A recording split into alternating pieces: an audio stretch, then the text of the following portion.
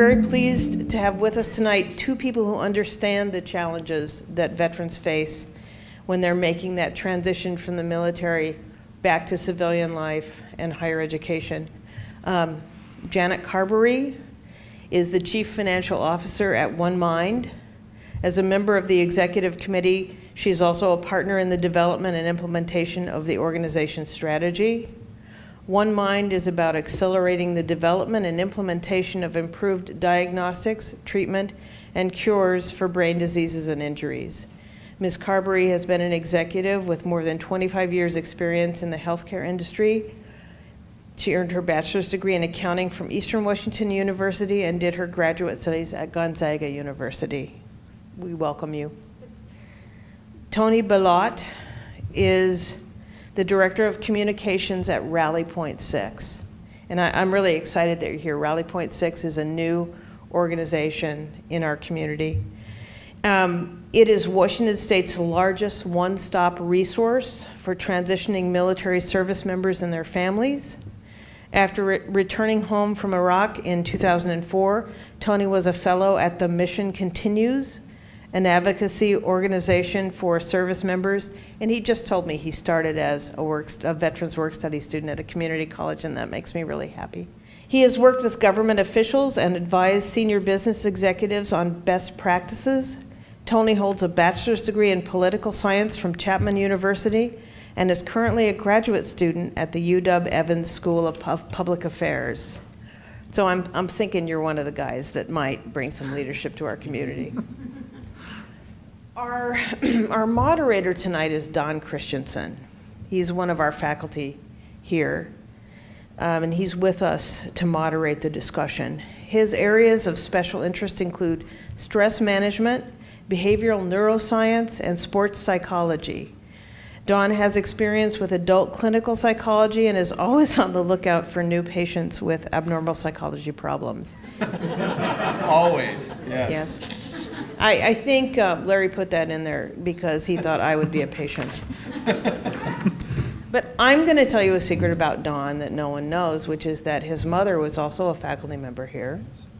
And even better than that, he was once on the golf team with Tiger Woods. Not quite, but Not quite? we shared a coach. Okay. Yes. Professor Christensen was born in Seattle, so we knew he wouldn't be afraid to come out in the rain. He has earned his bachelor's degree in psychology from Stanford and MS and PhD degrees in clinical adult psychology from the University of Washington.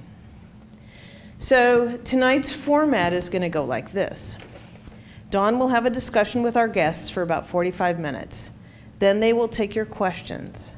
Tonight's presentation is being recorded so that it can be later used in the classroom. We ask that you please use the microphone if you're asking questions so that when we show it later, people can hear the questions that are being answered. Please join me in welcoming our guests.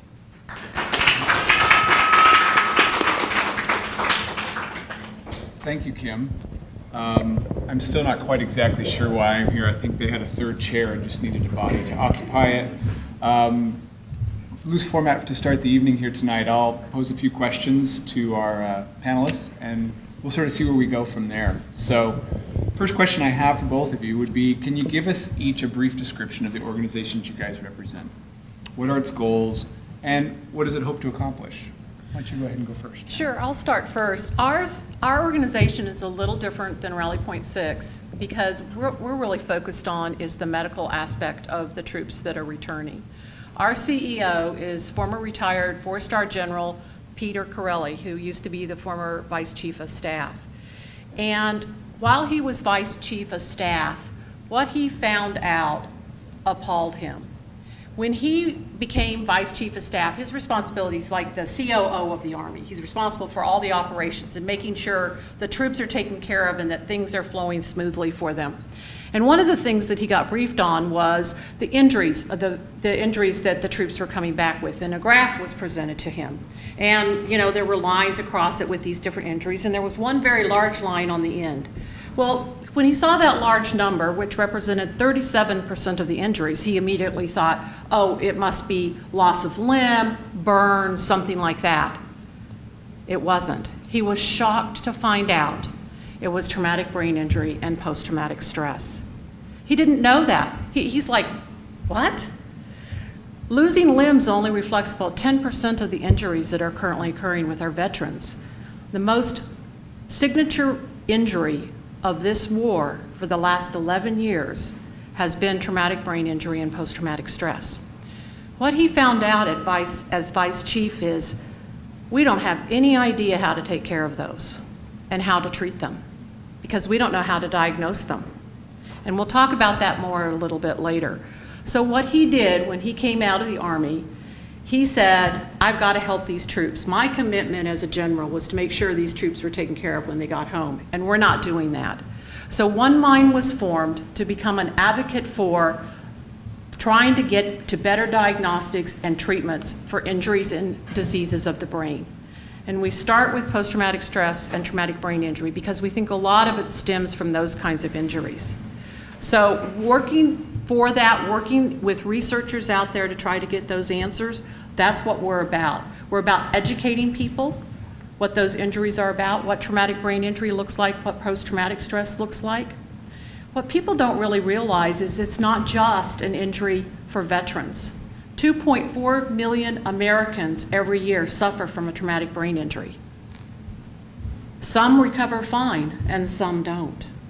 And we don't know why. Our current diagnostics is so poor that when you go to the hospital and you've hit your head, they'll come out and they'll tell you after they give you a series of tests, they'll ask you questions, they'll check your reflexes and things like that. They will tell you that you have mild, moderate, or severe traumatic brain injury. Well, think about it in this perspective. If you went to the doctor and he told you you had cancer and he says, oh, you have moderate cancer, would you accept that? No, but yet we accept it around traumatic brain injury. Post-traumatic stress is diagnosed by asking someone 20 questions. And they're pretty easy questions. They're things like, do you have trouble sleeping? Are you not enjoying the things you used to enjoy? You don't have to study to know what the right answer is depending on the diagnosis you want. Do you want to be diagnosed with post-traumatic stress?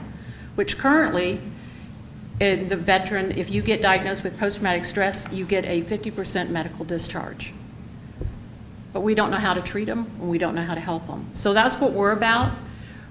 But we really recognize that it's around veterans. They're the ones out there that we see suffering. Their families are suffering, and we've got to do something about it. So we're working with a lot of research teams out there trying to get to better diagnostics. So that's kind of what we're doing, and what we hope to accomplish is to get to better answers so that we can determine maybe some better treatments. Because if you can't diagnose it, how do you know what treatments are working? Great, thank you. Tony? Thanks a lot.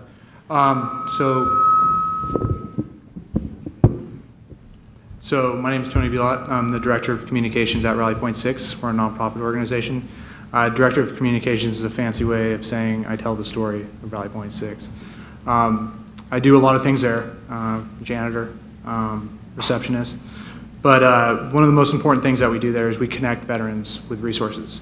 And those resources run the gamut from education services to employment, training, legal, and short-term and long-term housing.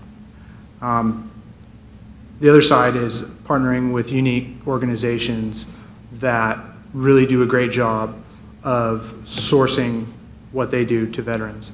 So that's kind of the gamut of what we do. We are a resource center, but it's a little bit more nuanced than that, so I hope I didn't dilute it down too much. Great, thanks. All right, so the theme of the evening, when I looked at the title, was post-traumatic stress. And I'm not sure that everybody knows exactly what would define post-traumatic stress or post-traumatic stress disorder. Based on your experiences, what would you say are the defining aspects of that? Tony, do you want to go first this time? So I'm not a clinician, I'm not a psychologist, but I've spent a lot of time around veterans. I am one, as well. I've served in the Marine Corps for 4 years. I did 2 deployments to Iraq, once in the invasion and once for the Battle of Fallujah. And I've seen a lot of different examples, some positive, some negative. It could be the situation where someone's suffering from a little bit of hypervigilance to maybe avoidance. They have a hyper state of fight or flight, so that manifests itself that way. A lot of times it's substance abuse. And I feel like I don't even need the microphone. I usually do all right yelling. So it's substance abuse is a good marker I've seen for coping. A lot of folks have problems with sleep, things like that. So. What would you add? What I would add with post-traumatic stress is, it is, oftentimes people know something's not right, that something's different about them. And it can manifest itself in a high anxiety. We don't know. People don't talk about it, especially veterans. It goes back, the first documented case of post-traumatic stress actually occurred in the Civil War. And it's actually documented in letters that a soldier wrote home to his family. He ended up committing suicide. And they watched the deterioration over a period of time because there was no treatment for him. In World War II, it was called battle fatigue. And there's a wonderful film out there called Let There Be Light by John Huston. And actually the Army commissioned John Huston to produce this film, and he did. And once the Army saw what the film was, that was really a indictment of the Army's lack of ability to treat people with post-traumatic stress, they hid the film. And only recently has it come to light and is available to view. And what their treatment back then in World War II was, they sent them up north to boot camp for 6 weeks, made them march, and after 6 weeks deemed them cured and put them back out in the field. Ignoring the symptoms, they couldn't sleep, a lot of them didn't talk. There were numerous kinds of symptoms that they displayed. A lot of anxiety, twitches. You see some of them have twitches. They bounce their knees a lot. They're coping mechanisms for the stress that they're feeling.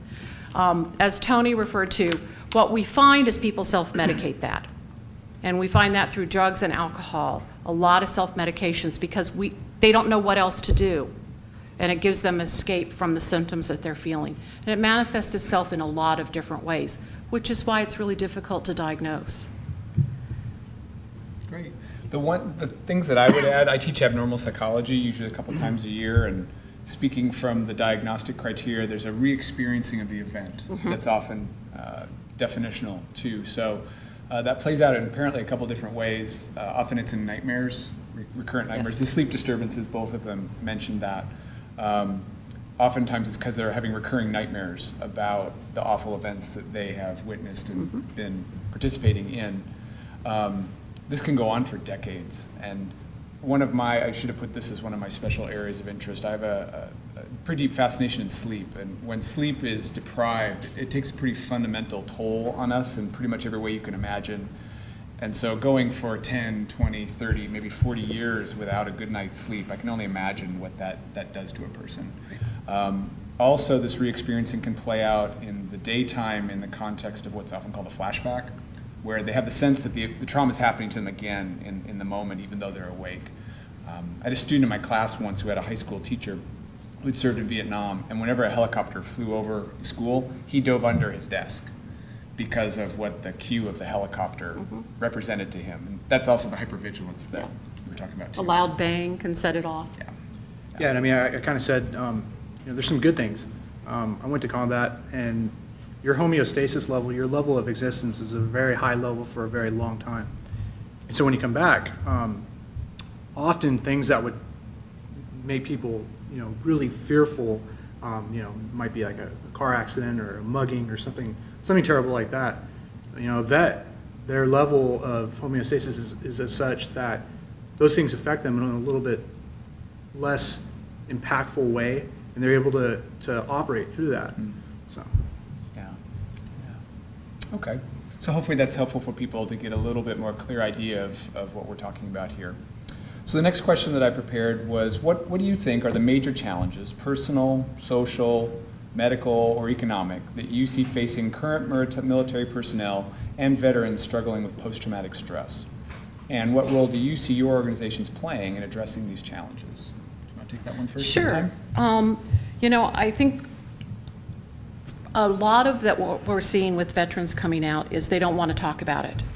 One of the things that you learn is you don't whine about it, you don't talk about it, you don't admit it, you suck it up. While you're serving in active duty, it isn't something that people want to be diagnosed with or say that they have, because they feel in many respects that they're letting down their people that they work with. So they really are challenged with being able to talk about it. One of the things that we are working on that we're very excited about to get people to start talking about it, especially with each other, is we're working with an organization called Patients Like Me. And I don't know how many of you are familiar with Patients Like Me, but it's an online community where people can go in and find other people that are suffering the same way they are. It was started by two brothers whose third brother had ALS. And they wanted to learn more about ALS. And they found the best way to learn about ALS was to talk to other people that were going through the same things. And what we've done is we realize that people that are suffering from traumatic brain injury and post-traumatic stress want to talk to other people, and that makes it more comfortable for them because they feel that those people understand what they're going through. So we're building a community out there, especially for veterans, not just for veterans, it'll be for everybody, but there are special landing pages for veterans to attract them to this community so that they start talking about it. Probably the worst thing that you can do with post-traumatic stress is pretend like it doesn't exist. Your family sees it, the people around you see it, your coworkers, but you don't admit it to yourself because you don't want to talk about it. You don't want those kinds of things. They have trouble holding jobs. They have trouble with their relationships when they come back. Many spouses, the caregivers we see coming back, the spouses, it isn't the same soldier that they sent over to the war. Somebody different comes back, and they don't know how to cope with it. So this community is also designed for caregivers to work with each other and talk to each other for support. So we're hoping that by doing this, that we not only will provide support to veterans to talk to each other who've gone through the same experiences and begin to address it and put it out front and hopefully then get treatment for it, but also for caregivers to talk to each other and find support. So we're very excited about that. I encourage every one of you to go out. Patients Like Me, it's free to sign up. It's actually, patients donate their data for research, and they want to find answers. It's an amazing site. It's free. It's a great community, highly done. It's very, very incredible. There are currently about 6,000 patients in there right now in the post-traumatic stress community. We're hoping by the end of the year to have 10,000. There's about 3,000 suffering from traumatic brain injury, and there's an amazing amount of information out there. And I think one of the best things that you can do and that you can share is to find out you're not the only one. You're not alone with what's going on with you, that other people are feeling the same things. I would just echo that before you jump in. In my sense as a psychologist, that's one of the tough hurdles for anybody who's diagnosed with a psychological disorder. And because the average person doesn't want to talk about it, they think they're the only ones. I mean, Absolutely. it's something happening within their own mental landscape, and they don't realize that other people may be suffering from the same thing. That's a great resource that you've supported there.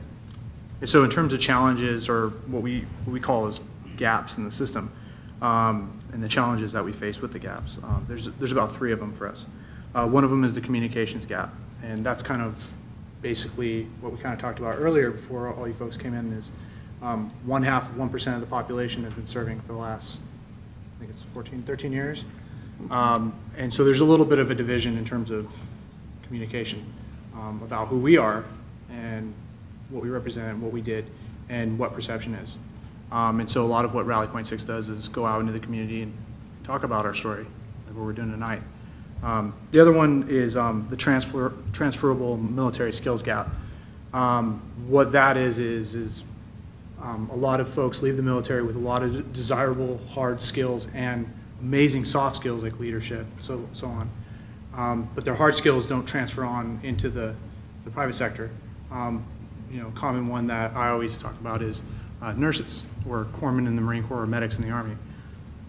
Those folks are highly trained, can take blood and all kinds of stuff, but they can't become a nurse in the civilian sector.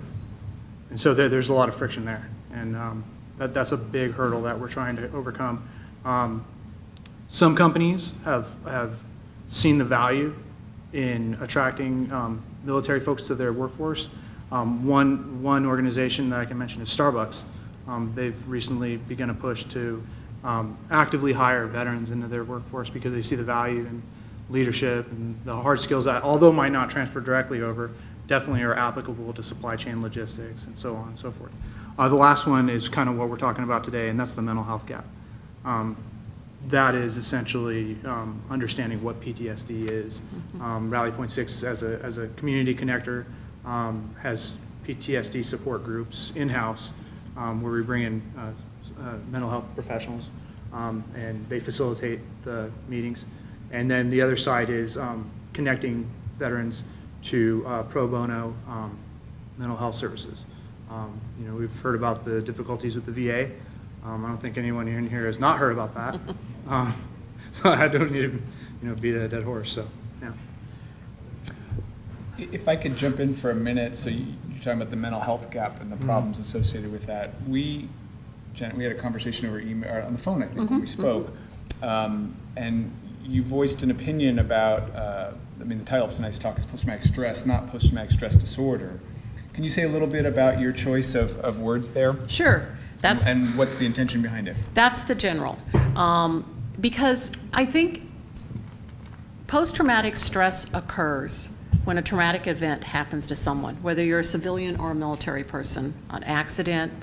Most of the studies that have been done today around post-traumatic stress have been done on women that have been sexually assaulted and abused.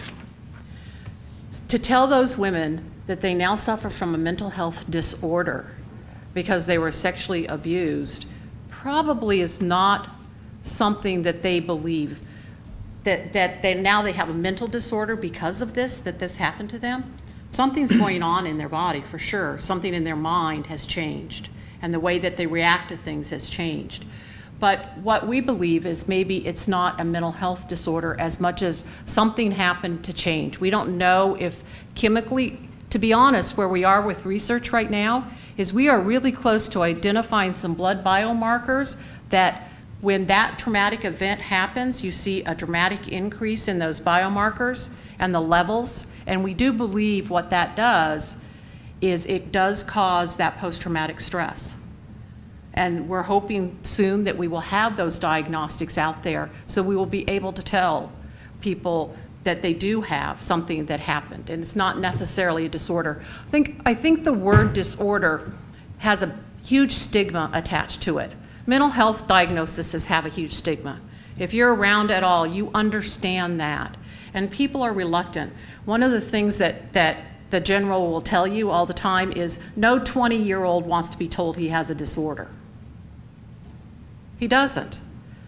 But he knows something's changed and something's different. So I think part of that is by removing the D from post-traumatic stress, maybe you remove a little of the stigma attached with that, and they may be more likely to seek that help. That's what we're hoping. Plus, if it's a physical thing and there's a chemical imbalance of some kind, can we work together with the medical doctors and the mental health people for better treatments and better diagnostics to get it taken care of, and not just pigeonhole it into therapy, but are there other things that we can do also? So that's kind of where we're coming from, and why the general always refers to it as post-traumatic stress and not post-traumatic stress disorder. There's clearly huge stigma associated with mental illness. In my classes, I usually ask students to contrast the reaction to, say, a cancer diagnosis or a diabetes diagnosis with a depression diagnosis. And most people treat those differently. I wish they didn't, but that's the reality of current affairs. One thing that's a surprise to many people about mental disorders, picking with the ones I had before, if you suspect that somebody has diabetes, is there a biological test you can give them to confirm it? And there is. And if you suspect somebody has cancer, is there a biological test or series of them you can give someone to confirm it? And there is. If you suspect somebody has post-traumatic stress disorder, is there a biological test you can give them to confirm it? You ask Not- them 20 questions. Not as of yet. It's all based upon reported behaviors, and do you count enough of them? And it's very subjective. It's a very challenging process. It's difficult to do well, and hopefully in the future we'll move more towards more concrete ways of diagnosing, but it's unclear if we're going to get there. They thought they would find key genes that differentiated certain disorders and set you up for certain ones and not others. But they're finding the same genes are now conveying vulnerability to a wide range of conditions, from autism to schizophrenia to bipolar disorder. It's some of the same genes that are different in people who become vulnerable. That's right. And one thing that I emphasize with that too is vulnerability does not necessarily equal you're going to get it. So it's often about probability and risk, and that complicates things too. I just add, I mean, we just talked about sexual assault and post-traumatic stress. I mean, there's a long chasm or big chasm between having something happen to you and being an active participant in something.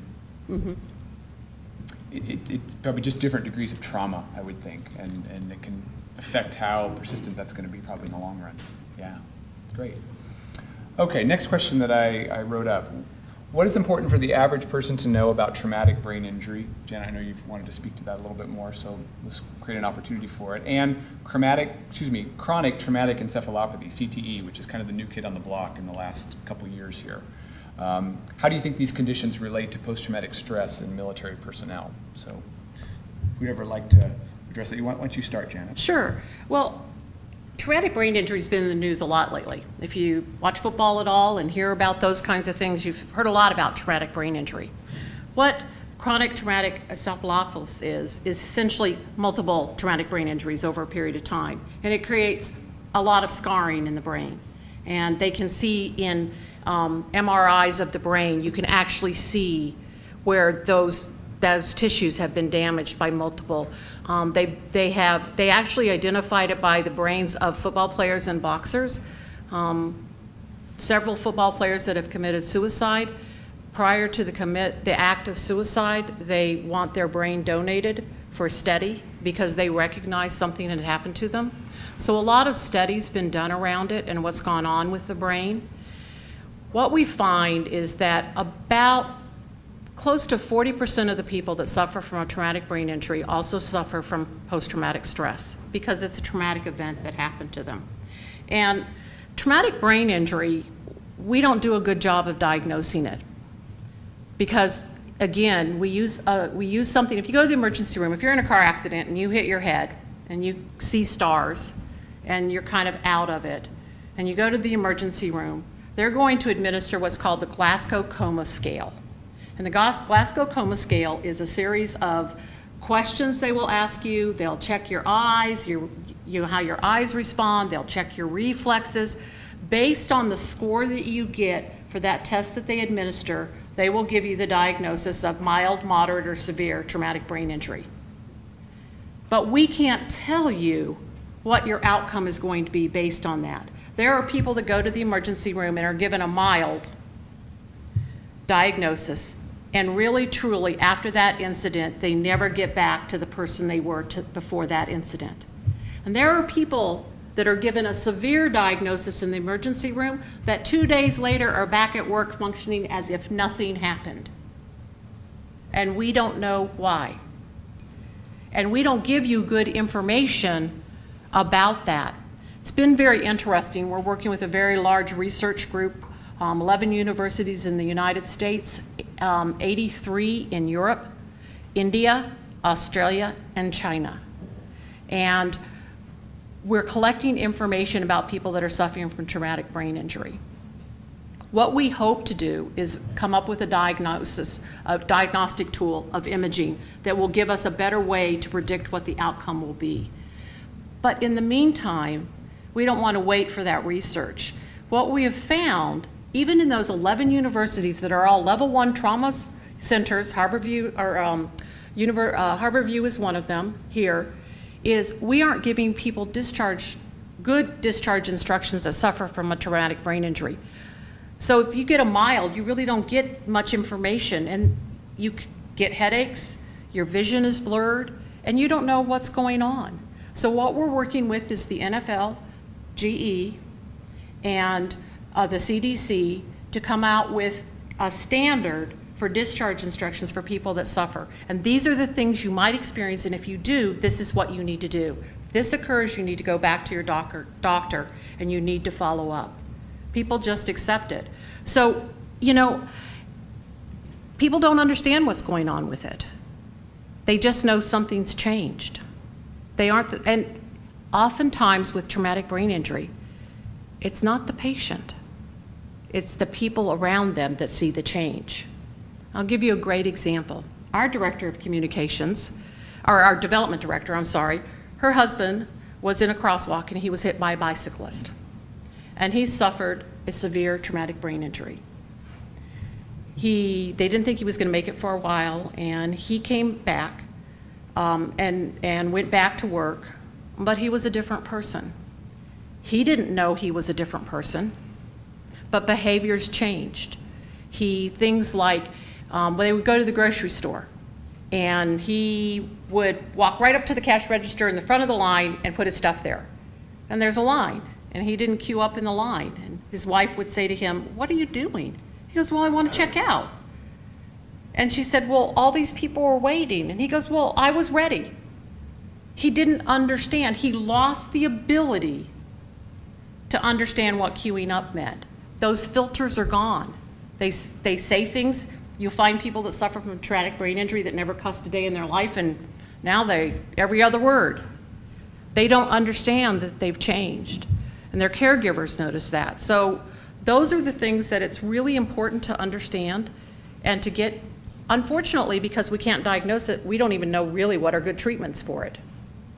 And one of the challenges and one of the things to really talk about and why we're so involved with this is because the military coming back, you're seeing a lot of organizations pop up that are offering treatments for post-traumatic stress and traumatic brain injury. Things like hyperbaric chambers, things like service dogs, things like you see cognitive behavioral therapy, you see immersion therapy, you see all kinds of different therapies coming out that people, fishing, retreats, all kinds of different things.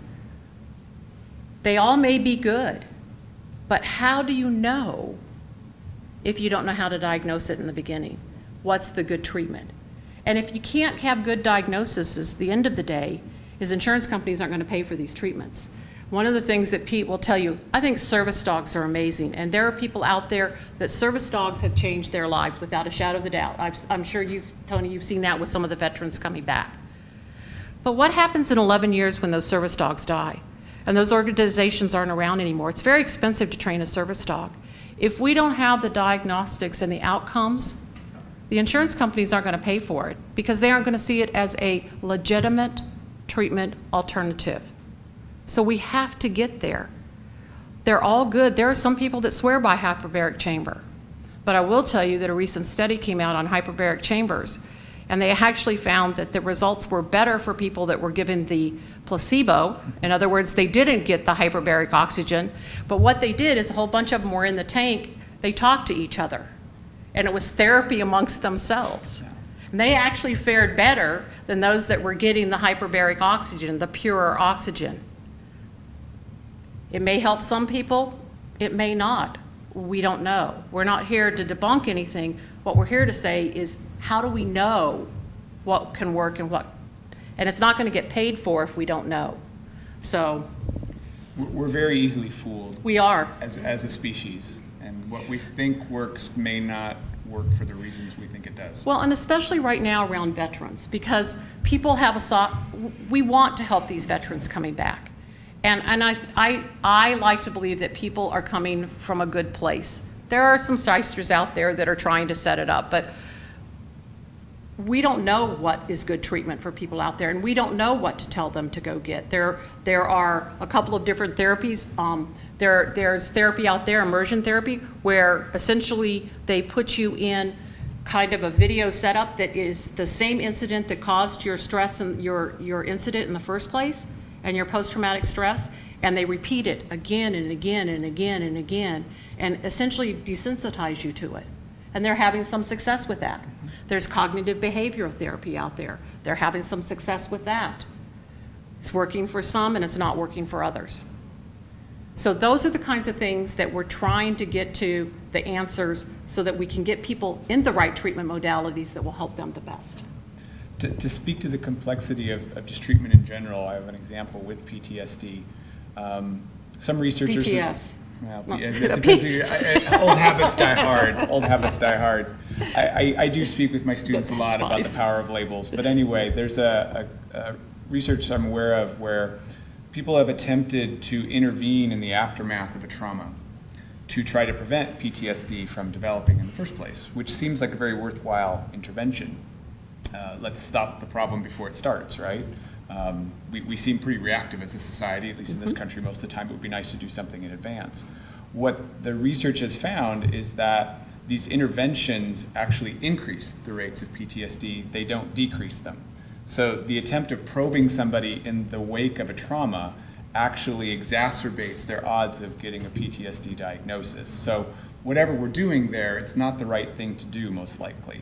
And so we have to rethink what those interventions are. And it's also suggesting that for many people in the wake of trauma, they're surprisingly resilient. I mean, not everybody develops post-traumatic stress, and a percentage of people are able to get through without it.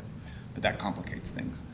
Is there anything you wanted to add to this question? I don't know think this- so, this other is sort of than, Janet's yeah, question, no, it's but- definitely her realm. I mean, just recognizing that it is a thing, and there's organizations out there that are really, really worthwhile, and some that are not, so. All right, next question then. In an ideal world, how would we respond to, treat, and research post-traumatic stress in military personnel? And what are your organizations doing to help make this a reality? Tony, why don't you field that one if you like? Well, again, we're a resource center, so what we do is we match people up with resources in the community. What we're excited about is that we're able to do it in a very quick manner. Although there is a triage process and there is a game plan, we're able to do about a 96% success rate with linking people up with resources. You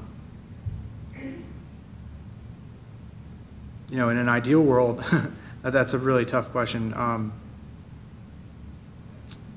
I think as a country, we haven't done enough to research post-traumatic stress. The federal government has thrown a lot of money at the VA, and I don't know if they're doing a good enough job at research. And I don't typically like throwing anyone under the bus because I think it's a whole of community problem. But if there's one place that I wish that we had a perfect world for, it would be research on PTS. I absolutely agree. I think in an ideal world, what Pete would tell you in the military, what the ideal world would be is that if someone is in an incident and there's an explosion or they see their buddies blown up and they have to deal with that stress, that they're immediately taken to some kind of center and hopefully a test is given that would identify blood biomarkers rising, and they could begin immediately at time of incident for treatment to hopefully see those symptoms don't develop into something that will change their lives in the future. What we're hoping with traumatic brain injury is exactly the same thing. You already see the best treatment. If you suffer from traumatic brain injury today, the best place to be is on the battlefield or on a NFL football field, because they take them off and they diagnose them very quickly with a traumatic brain injury. We don't do that with people that suffer from a traumatic brain injury today in a car accident, in the emergency room, or anything like that. In an ideal world, there would be a tool, whether it's a blood biomarker or an imaging study, to tell you how you're doing and then get you into the appropriate treatment right away so that it doesn't manifest itself down the road in numerous ways. We're a long way from that. We're working towards getting there as our organization, but in the meantime, things like we hope patients like me and that community will begin to offer some support for people that are suffering, and that they can begin to talk to each other and reach out to each other, find what's working. This is working for me, or this didn't work for me. Has anybody else tried it?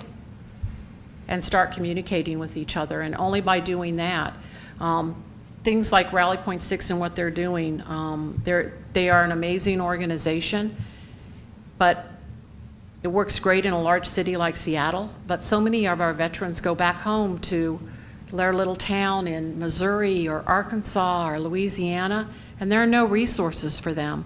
So if we can provide those online support for them so that they can reach out and realize that they're not alone in the suffering, it's wonderful. I wish there was a Rally Point 6 in every community. And Tony will tell you, you guys are overwhelmed with the people that are coming for help for you guys.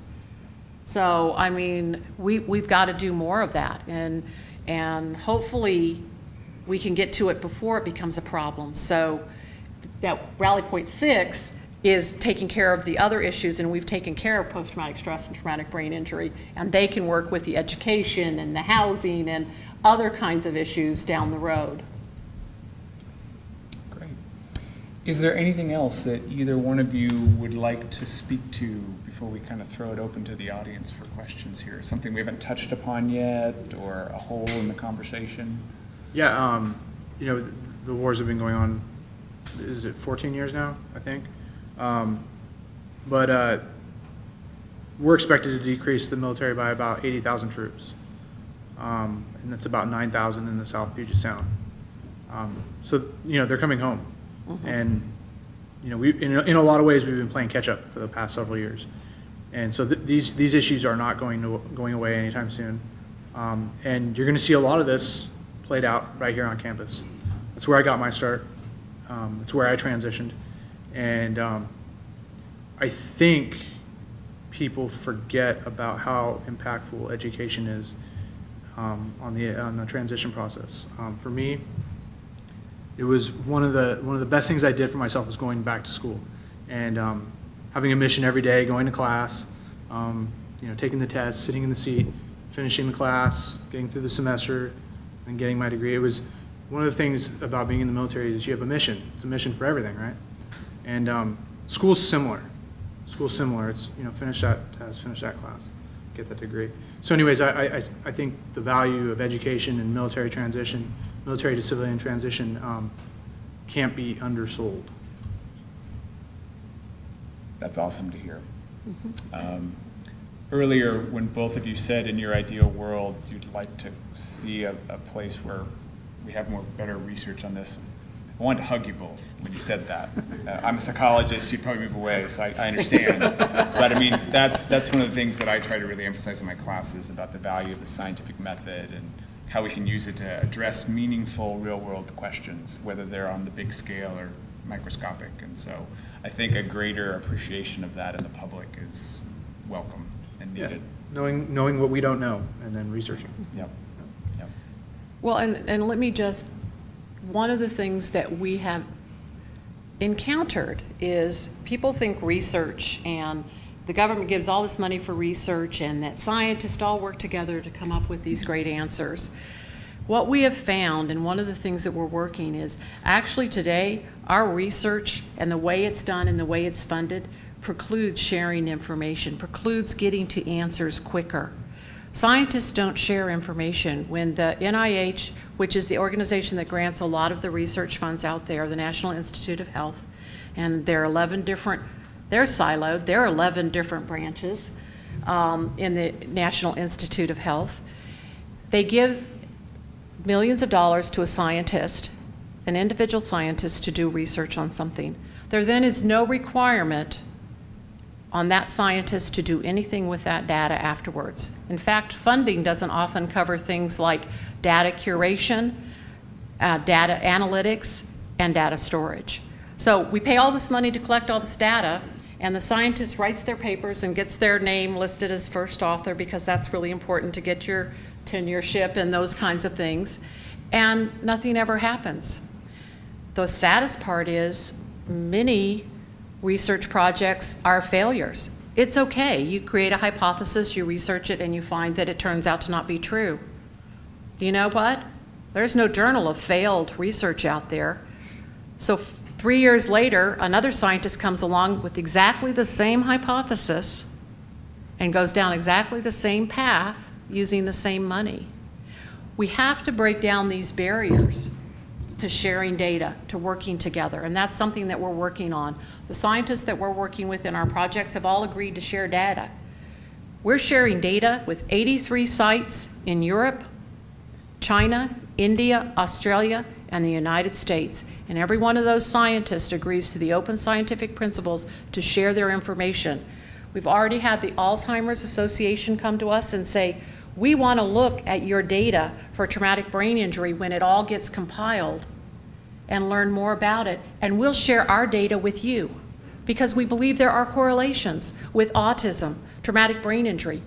One of the things that we're seeing with traumatic brain injury, and especially CTE, is early onset Alzheimer's, Parkinson's, and ALS. It's all connected. And the brain is far too complicated for any one of us to try to get to the answer, and we'll only get to the answer together. We need to model research around post-traumatic stress and traumatic brain injury, much like we did with AIDS. We need to put aside our personal want and desire to keep our lab open and keep it funded and write our papers and come together and get answers. It was the mothers of those AIDS patients that went to Washington, D.C. and put that quilt on the mall and said, our children are dying and you have to do something, that changed the way research was done around AIDS, and it got us to answers quicker, sooner, faster. We're not going to get there with the brain the way we're currently doing it. So one of the things that we're doing as an organization is trying to break down a lot of those barriers, trying to change the way the National Institute of Health, we've got them at the table. We're working with the FDA ahead of time during the research, so there's no delay in getting it translated into bedside care, because ultimately the patient's at the center of what we want to do. So one of the things to always keep in mind is research may sound really good, but there's not a lot of requirements that go with it, and you as the taxpayers, that's your money. You should care about what's going on in research and the lack of sharing of information, because it impacts every one of us, and it's our tax dollars. It's pretty amazing that they don't have to share, and it's all government funding. And government feels it can't tell scientists what to do. Well, we beg to differ, and we're trying to rattle the cages in DC to make that happen. So. Okay. You described the diagnosis of traumatic brain injury soon after impact, I think. Is it possible to have a diagnosis long after impact, or would it be a different diagnosis? Often it's a different diagnosis. That's one of the things that we're finding right away is when you bump your head in the car and you see the stars, you might get a moderate diagnosis then, or a mild diagnosis because you seem to be okay, but your symptoms worsen over a period of time. As often as much as 2 weeks after the incident, you have a much stronger onset. So if you were to go back 2 weeks after the head bump, you oftentimes would, rather than a mild, you would get a moderate or even maybe a severe. But people don't know that. And it's different. Some people get severe right on and then they have no after effect and no lingering. Other people, they seem to be fine even though they got knocked out for a minute or something like that, and then 2 weeks later, they've got headaches that won't go away, their vision is blurred, something's changed. So yes, and we don't know why, but it is different for sure. I wonder if I just had a quick question about your last comments about the NIH and funding, which I'm not sure I agree with what you said, and I think it's just, at least in my experience, somewhat of a misrepresentation, or I think you mean something a little different, which is, to me, if you get NIH grants, and I've had an NIH grant, you absolutely have to report or share what you've done with that grant if you ever want to get any more money. I think what you're referring to is that during the study, our funding and the way we fund science is supremely competitive, and it's due to the lack of funding by the NIH or our government that it's so cutthroat to get funding, so you don't share the results of your experiments that are in process because you need to get them published and out with your name on it if you are ever to get further funding. And so, because ultimately, if you don't share, you're not going to get any more funding, you're not going to get it published. And then all the journals, when you publish, those journals require you to share anything and share all the results so that they can be repeated, and that's part of the scientific method. And so I don't know if I'm sorry if I'm putting words in your mouth, No. but I think that's.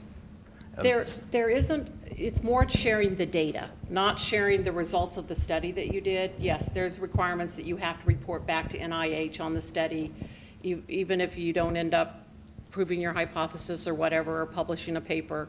You do have to, but there's no requirement to share your data. And we really believe collecting data takes a long time. These research projects are years long. The one we're doing here in the United States is 3 years long. First patient in was February 1, and they already have 500 patients in the study, which is just unheard of. They're doing a great job of onboarding patients. First patient in Europe will be November 17th. And they're going to do 10,000 patients in Europe. We don't have the numbers out of China and India yet, but there will be thousands of patients. What they've all done is they've all agreed to collect data in the same way, using the same data capture platform, using the same common data elements, so that the data is shareable amongst each other. You're right, data, when you're collecting it, you believe that you may be able to have a discovery with what you're researching and publish a paper. Universities believe that there is a tremendous amount of potential for intellectual property for the research that's being done, and that there could be millions and millions of dollars. A very small, tiny portion of research actually results in something that is profitable to universities, but they are reluctant to share the data. The NIH is starting to step up and making some requirements at end of study to load it into a database. But again, if you don't have the key for how the data was collected, it's very hard to understand the data and make it useful for someone else to use. So it's understanding the data, how it was collected, the way it was collected in, and sharing it sooner to get to answers quicker. We're all about accelerating to get to the answers. The current system is incredibly slow. It's incredibly cumbersome and hard to get information to understand. Very small portion of the research that is done is able, the journals will tell you that they can't reproduce the results in a lot of these studies that are done. So the people collect the data and they publish their paper, and then somebody else goes out to try to do the same thing and replicate it, and more than 50% of the time it is not replicatable. I've heard as high as 85%, and don't quote me on that, but I've heard as high as 85% of current research is not replicable that's out there in journals that's published. So there are a lot of disincentives. It's not a system that incentivizes people to share. There's a lot of disincentives to not sharing, or to incentives to not share. So we're about getting people to talk to each other and share information sooner. Tony, I was wondering, in your educational process, if you could talk about what was helpful, what was unhelpful, particularly like the faculty, how courses are structured, what works well for vets, what doesn't work? Secret sauce? That's a pretty, can you guys hear me? That's a pretty tough question to answer. But I think what helps is not isolating the veterans on campus, not treating them as, they're veteran. I mean, I understand they self-identify as veterans by virtue of they tend to be a little bit older than the traditional student. However, they just want to go to school and do their thing. They want to be active in whatever. A lot of schools will make, the decision to get a veterans campus, but then they'll put it in a really awkward place, and that kind of distances them. So if you're going to do something like a veteran center, be cognizant of where you're putting it. I think that's the right thing to do.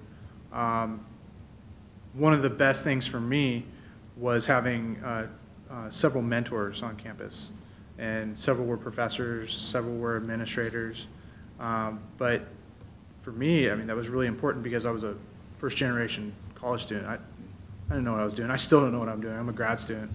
And so it was nice to be able to talk to somebody. I don't know. I hope that kind of answers your question. I know it's a pretty big thing when vets coming back to school, but I think that's helpful. No, not always. No, yeah, I mean, several of them. Yeah, absolutely. Somebody to talk to about, what my next step was, in terms of academics or professionally. So that was really nice. But yeah, it happened on campus, so it's pretty important.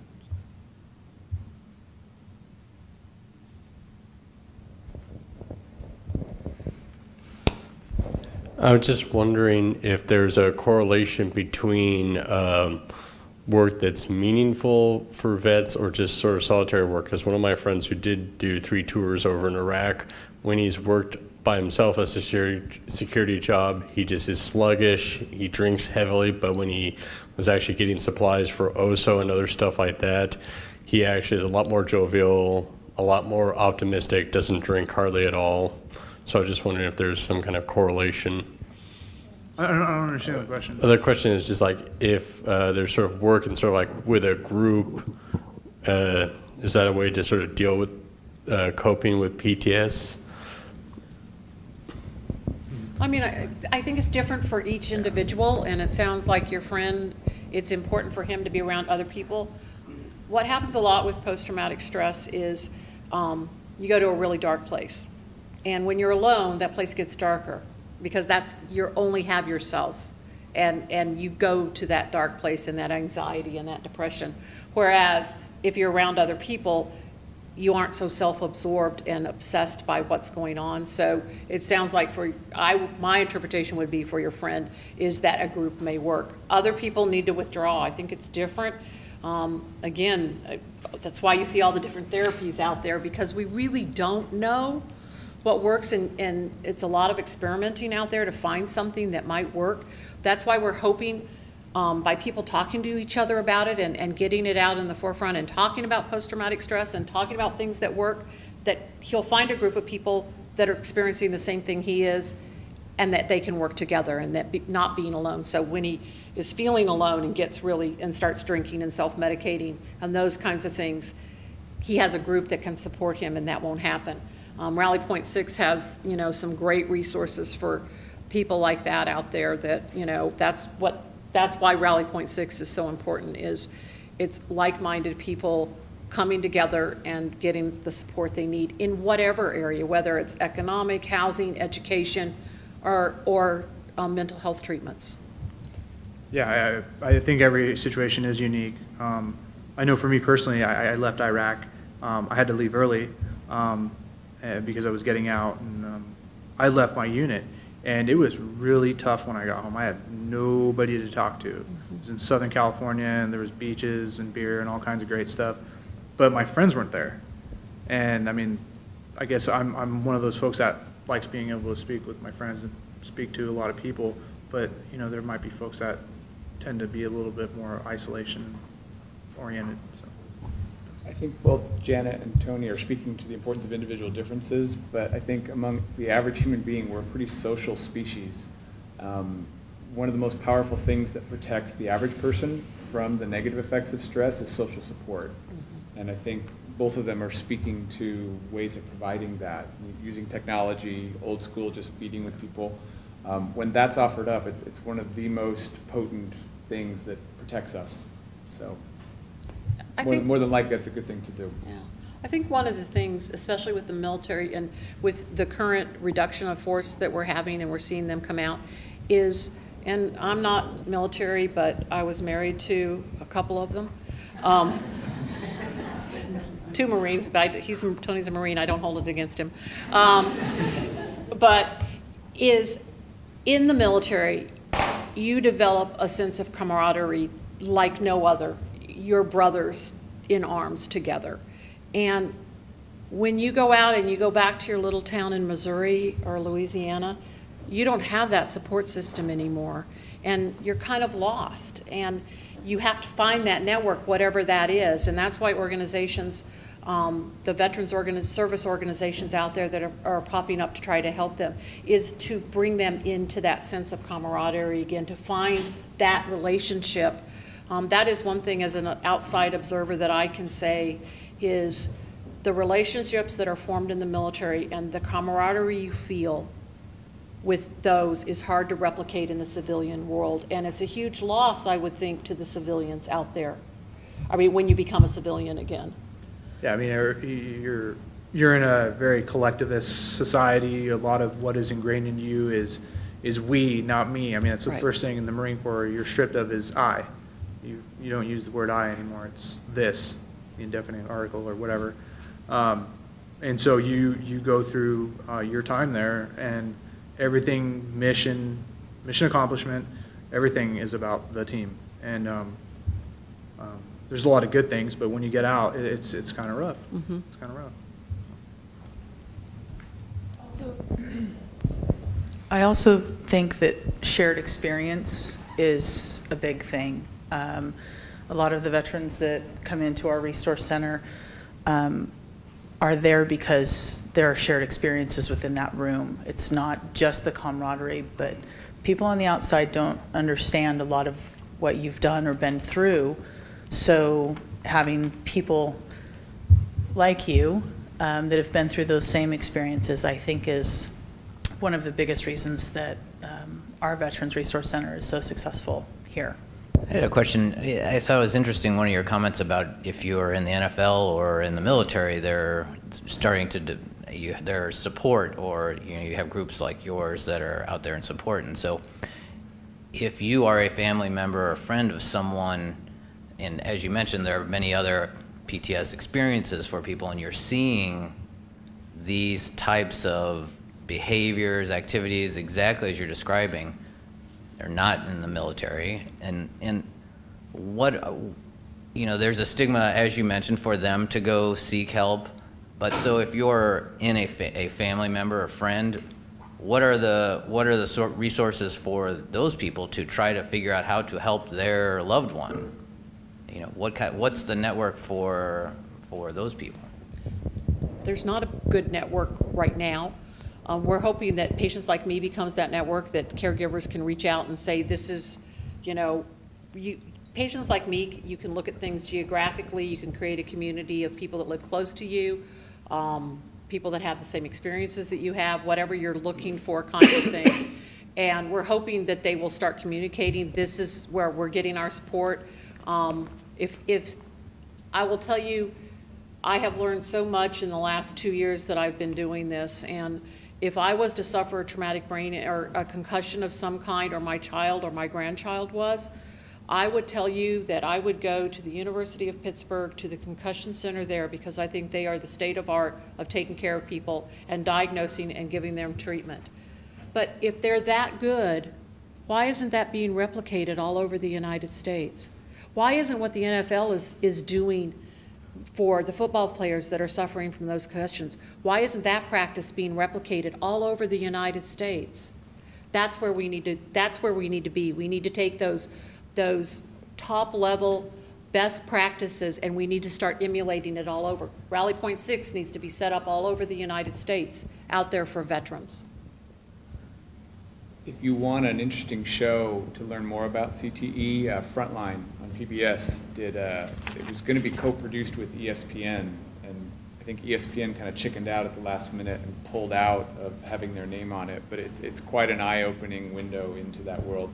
Is the University of Pittsburgh, is that where the researchers are based who are Yes, doing, there were a couple of researchers who kind of were among the first to get in and try to see that there were some differences in these people who had died, and the NFL originally wasn't too welcoming of it, but they've changed their tune as the research and the word has gotten out. Mm-hmm. So Yeah, Pittsburgh does some of the major athletes too, but they do a lot of, I had the privilege of spending a day in their clinic and going in the rooms with them as they worked with patients, and it was fascinating what they are doing and the different therapies that they're using to help people deal with both traumatic brain injury and post-traumatic stress.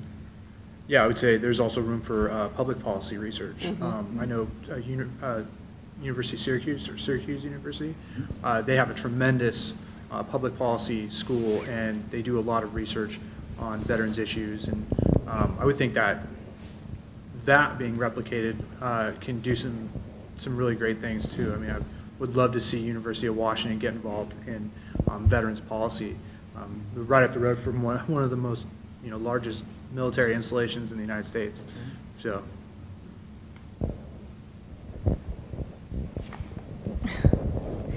My question kind of piggybacks on what he was asking. You said don't ignore PTS. That's the big thing, is that it's ignored and it'll just get worse. But then you also said poke at it, and that can make it worse. And that's the line I'm walking. I'm walking, because my son, our thing happened 3 years ago, and he has just distanced himself. And I don't know, I don't know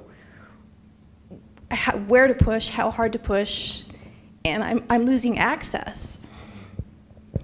So To clarify my comments, the intervention seems to be taking people who probably wouldn't have developed PTSD and may have nudged them toward it. If someone is showing symptoms like we've described tonight, then it's time to reach out to various kinds of professionals. I mean, psychologists, if you ask me, Yes. medical professionals. I mean, ask someone for assistance if you're seeing these indicators that we've talked about tonight. So I would say in that case, it's okay to go in because you're already seeing indications that, as Janet would say, something's changed. So you're saying at Walter Reed, Bethesda, when they were poking and prodding right initially afterwards, that exacerbated the situation? Who knows? Who knows? It's hard to say in any one case. But I guess what I would say now is you see what you're dealing with, and so what do you do to move forward? Yeah. So. That's my question.